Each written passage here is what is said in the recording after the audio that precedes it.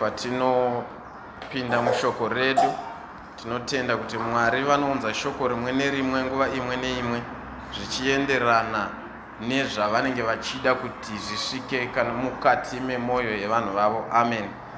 Mukati megore rino ratakadzidziswa theme yekuti tiri mugore refavor. Tiri mugore refavor, pane zvizhinji sezvataura baba secretary kuti favor imwe yachona inoda kugerebewa, nekuti chiro ikauya favor unogona kungofavhewa but wotadza kushandisa mukana wacho wefavor yawakapuwa naShe, inogona kungozopfuura mwaka wacho usati wasangana nayo. Amen.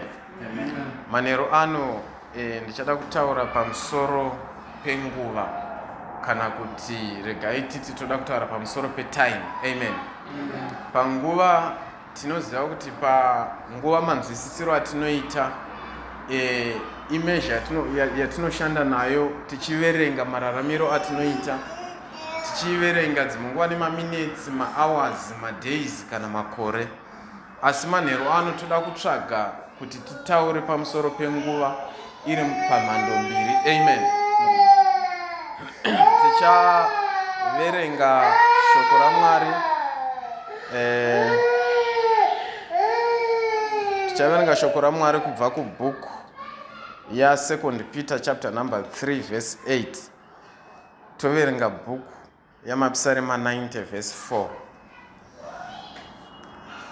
Manere shona munogona kutsvaga, regai ndiverengere chirungu rinoti, "But beloved, be not ignorant of this one thing, that one day is with the Lord as 1,000 years, and 1,000 years as one day."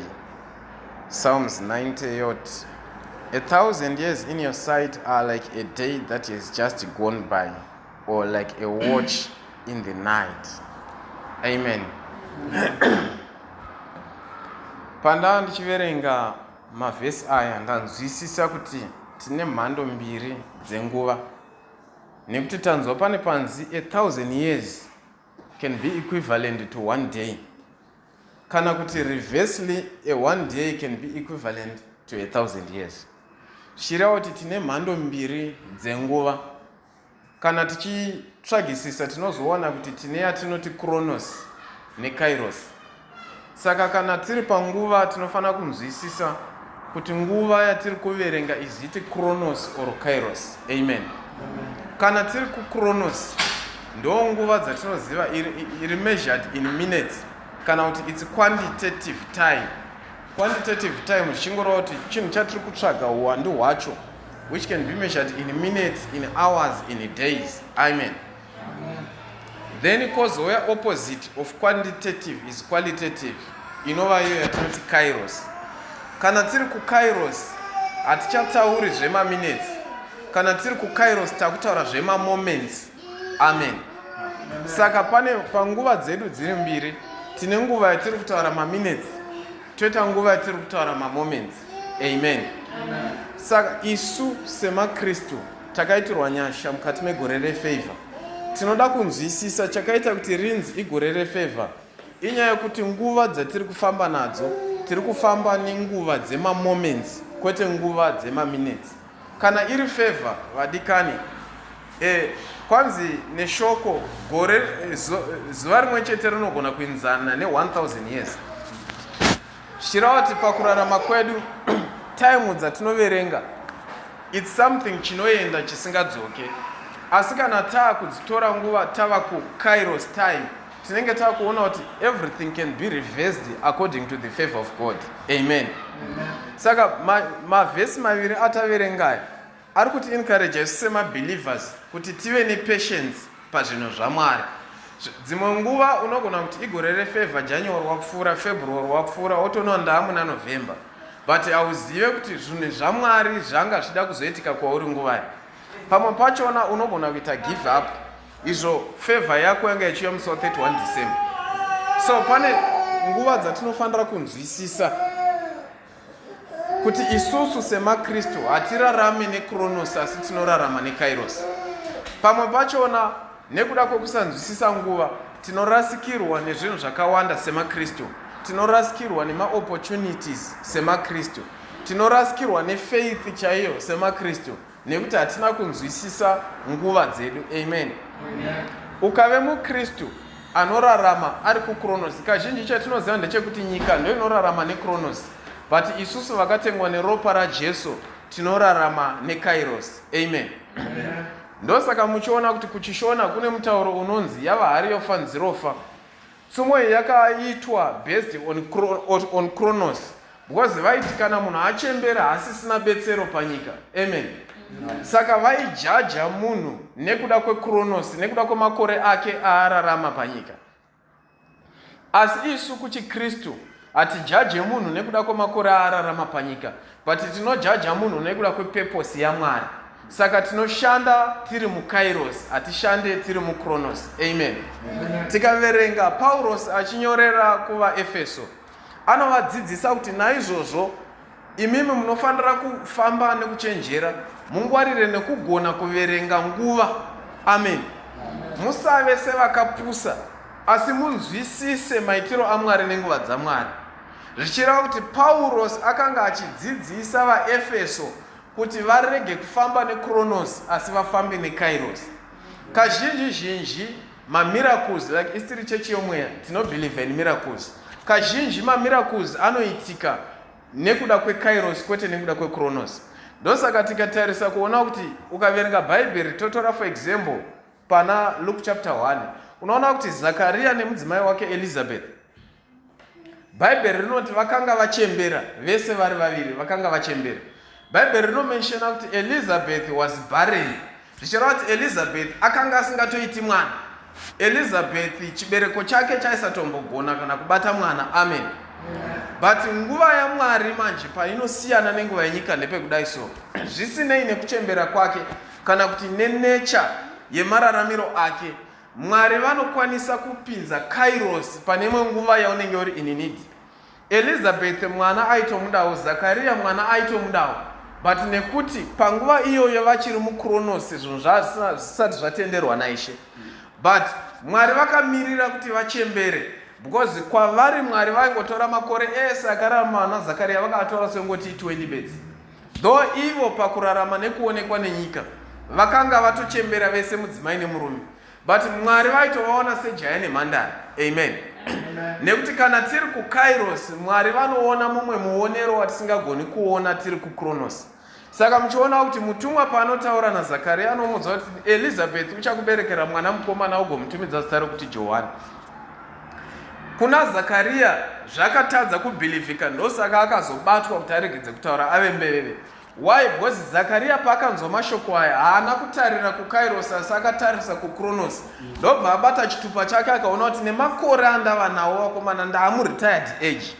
Ndaamuretired age ndopo ndonzi ndiite mwana. Ndobva abata chitupa chomukadzi akati nemakore ava nemudzimai wangu kuti tichinzi tichaita kacheche panapa zvakaoma. Amen. Haana kunzwisisa rimwe side raMwari kuti pane nguva dzavanoshanda vari muKairos, kana kuti gaititi kazhinji Mwari vanoshanda neKairos. Kairos inonetsa kunzwisisika nenyika nekuti zvimwe zvinhu zvachona zviri beyond measure, zviri beyond mareasons enyika. Amen. Saka pakufamba kwatinoita isu sevatendi tinofanira kufamba tichinzwisisa tiri muKairos. Amen. Sometimes even tinochema kana kuti tinodemba maopportunities atakarasikirwa nawo tisinganzwisisi kuti every opportunity yawakarasikirwa nayo zvakanga zviine purpose yaMwari ichazozadziswa mukukwana kwenguva. Bible rinoti when the time is right, I the Lord will make it happen. Zvichireva kuti pane zvimwe zvinhu zvinofanira kuzoti Mwari vaite kuti zviitike kana nguva yachona ichinge yakwana. But nekuda kwekuti isusu tinomhanyidzana neKronos, hatigoni kunzwisisa kuti opportunity yandarasikirwa nayo pane zvazvakanakira kumberi. Amen. Amen. Joseph paakanga ari mwana aidiwa nababa, atevera madzikoma ake kumakwai kwavakanga vachifudza, pakasvika panguva yakatambudzika akarambwa nehama zvekuti dai aisanzwisisa aigona kuzvisungirira ari murodhi kuenda kuIjipiti. Dai aisanzwisisa aigona kuti ari mugomba imomo ozviuraya, but akanzwisisa kuti panapa pakuda kuti ndimbofamba ndiri muKairos ndimbobuda muKronos, nekuti Purpose yandakandirwa mugomba munomo Mwari ndo vanoiziva vachaizadzisa kana nguva yavo ichinge yakwana. Purpose yandatengeserwa kuma Ishmaelites Mwari ndo vanoiziva ende vachaizadzisa kana nguva yachona yakwana. Amen.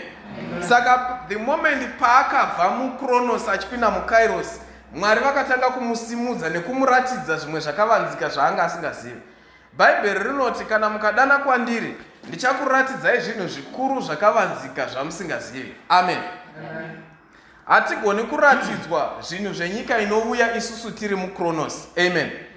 Nekuti kana tichirarama muKronos, what we can see only is the present. Tinoona zviri pano, hatigoni kuona zviri mberi. Asi kana takurarama tiri muKairos, tinogona kuona zvimwe zvisingagoni kuonekwa nenyika. Tinogona kuona mamwe mapurposes atakaitirwa naMwari ari mberi atisati tasvika kwaari. Nekuti Mwari vanoratidza kune vanotenda. Hazvibatsiri kuti vandiratidze ini ndisingatendi kwazviri. Nekuti at the end chero chikachiprofita chinoreva pasina. Amen.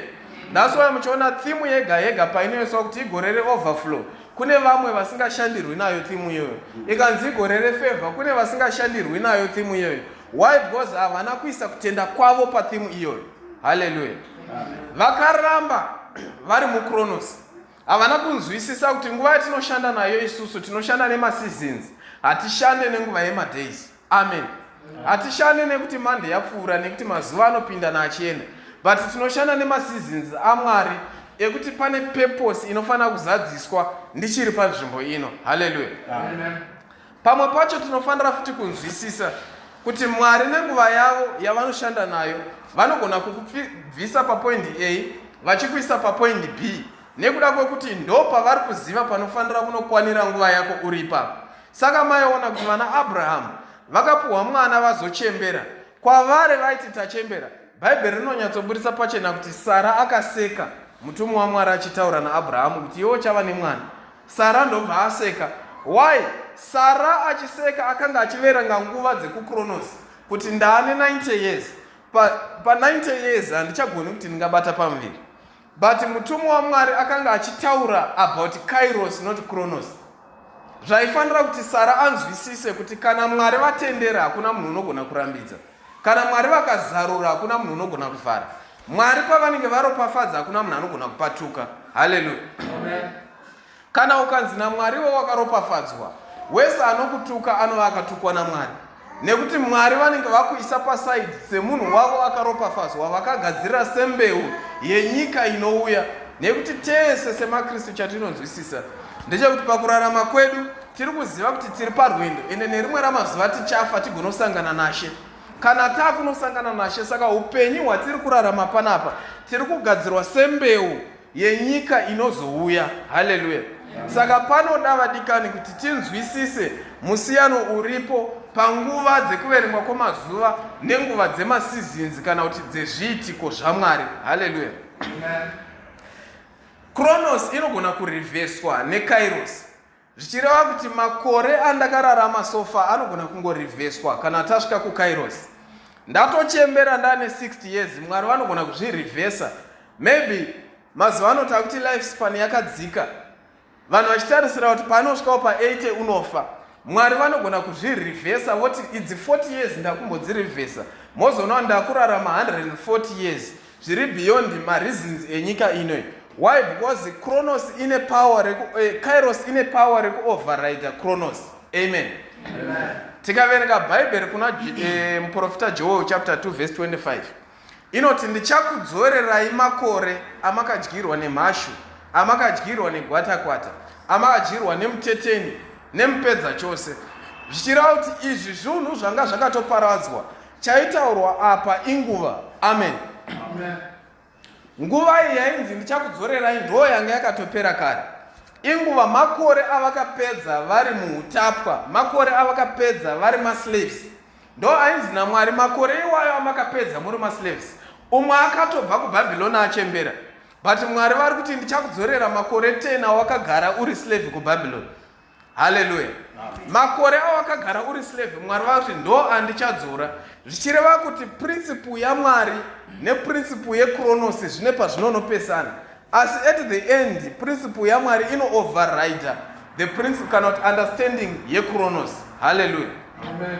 kana principle yaMwari nepurpose yaMwari zvichiti waifana kunge uchitenga motikari, even wasvika paretiring age, kana Mwari vakati uchadriver for 10 years, wasvika paretiring age wanga wakuda kunofa, nyika ichitoverenga kuti yava hari yofa nzirofa, Mwari vanongokupa motikari iyo ukaidriver orarama mamwe makore 10 anga asingatarisirwi nenyika.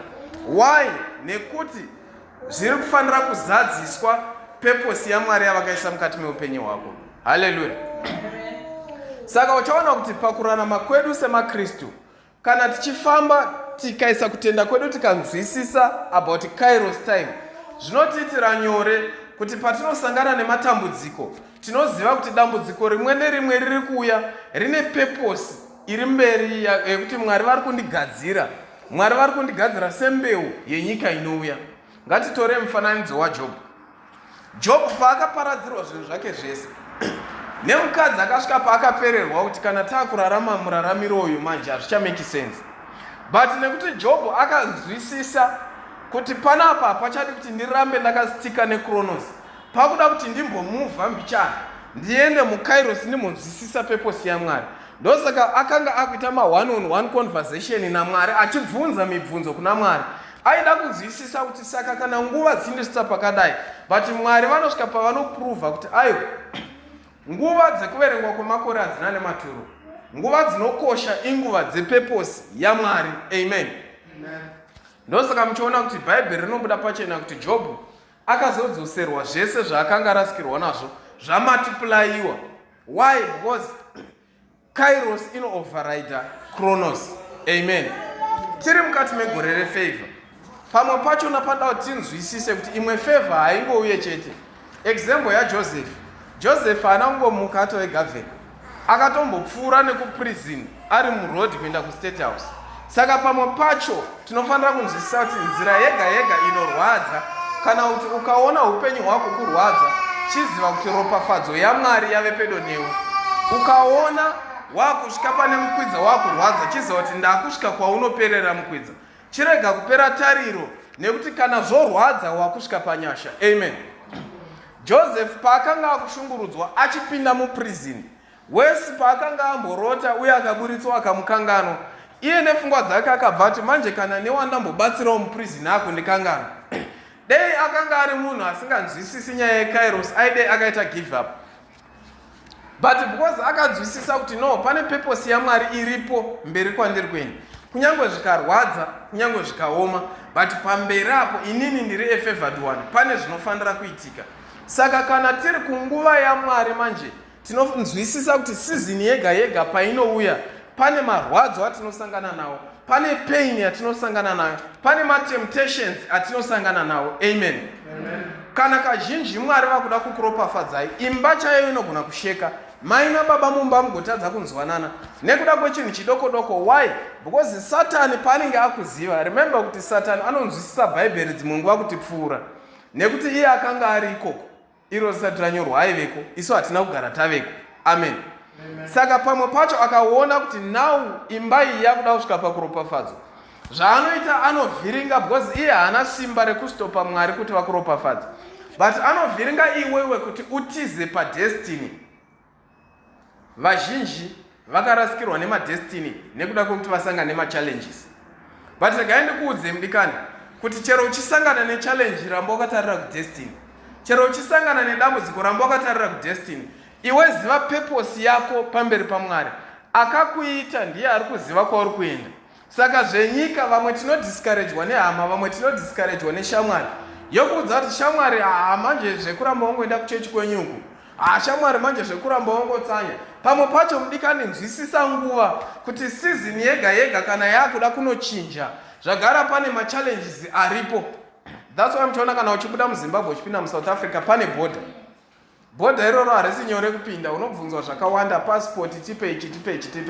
Dzimwe nguva wacho tipe tsamba yekuti wakabayiwa jekiseni. Amen. Saka pese pauri kubva musizini A uchipinda musizini B, pane challenge yaunosangana nayo. Panoda kuti unzwisise purpose yako semwana waMwari, kuti ini handichazi anorarama ndiri kuChronos asi ndinorarama neKairos. Kana ukatadza kunzwisisa nguva, kazhinji ndo paunorasikirwa nenyasha. Amen. Vadikani panoda kuti sevatendi takaitirwa nyasha, akatisunungura pamuchinjikwa, ndiye akaita basa rese. Isu tangowo kutevera munzira yaakafamba nayo iye, akatisunungura, akatireverera. Amen. Saka Pauro aitinyorera kuti be wise, munzwisise nguva, gonai kuverenga nguva. Aiziva kuti pachauya madambudziko, pachauya zvese zvinobhozhera, pachauya zvakaoma, but unofanira kuti uzvovhakame uchinzwisisa nguva. Amen. Kuti unzwisise nguva zvinoda kuti uverenge shoko raMwari. Haleluya. Zvakazarirwa chapter 1 verse 3 inoti, wakaropafadzwa uyo munhu unoverenga shoko nounonzwisisa izwi rokuprofita kwebhuku iri. Amen. Shirati kana uchiverenga ndo panobva kuropafadzwa. Favor iyo yatinochemera vadikani, kana tisingaverengi vhangeri, kana tisinganzwisisi, inogona kutinetsa kuti tiigrebe, because hatizive kuti tinoigreba sei. Pamwe pachona ndo paunozotiza padestiny yako wakuenda ku-wrong way, nekuti watadza kunzwisisa favor iripo, kana kuti watadza kunzwisisa purpose yauinayo pamberi paMwari. Amen. Saka manheru anotoda kuti titye patichanamata, titenda kuti Mwari wamasimba ose tidzidzisei kuti tigone kuverenga nguva,